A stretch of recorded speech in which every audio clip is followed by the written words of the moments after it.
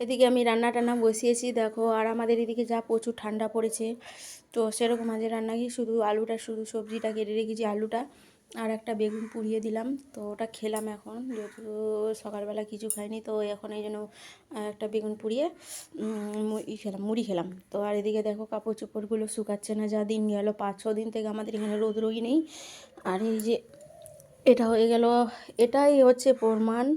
এটাই হলো 5-6 দিন থেকে ধোয়া হয়ে গেছে, এটা এখনও শুকায়নি, এখনও ভিজা আছে, কুয়াশা আছে তো বলে রোদ্রটা নেই। তো চলো, বাইরেও আবার আছে কয়েকটা নাইটি। তো আজকে ওয়েদারটা বেশ খুব চেঞ্জ, একটু ওয়েদারটা বেশ ভালো হলো, পরিষ্কার হলো।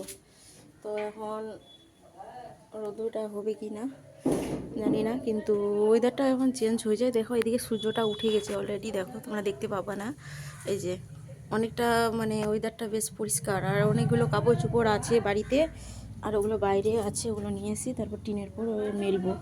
এই যে কয়েকটা কাপড় মানে আছে বাইরে, তো ওই যে যাবো আনতে। এই যে হাতের মধ্যে দেখো কয়েকটা নাইটি আছে, আর এগুলো ওই যে উপরে টিনের মধ্যে মেলবো, ওই যে ওখানটায় টিনের মধ্যে মেলবো এখন। আর তো চলো, আর এখন আমার বৌমা ভিডিও করবে, তো ওকে কয়েকটা ভিডিও ধরে দিই। আমি এখন করব না, আমার যেহেতু রান্না হয়নি। যাই বাপরে, রেডি? তো চলো, ওই রেডি হয়ে গেছে দেখো, এই যে উনি ভিডিও করবে এখন। ওর একটা ভিডিও নেই, আর আমি এখন করব না, আমার খুব ঠান্ডা লেগে গেছে, আর এখন করলে করা যাবে না। তো চলো উপরে। ওই যে এখন দিনটা একটু বাপরে, কত দিনের পর সূর্যটা দেখা দিল। ওহ দেখো, রোদ্র নেই বলে টিনের মধ্যে কাপড় চোপড় কেউ দেয়নি, দেখছো টিনটা পুরো ফাঁকা।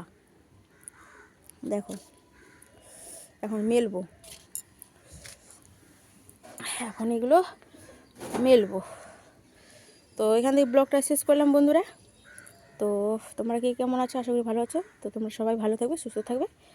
তো টাটা আজকের মতন।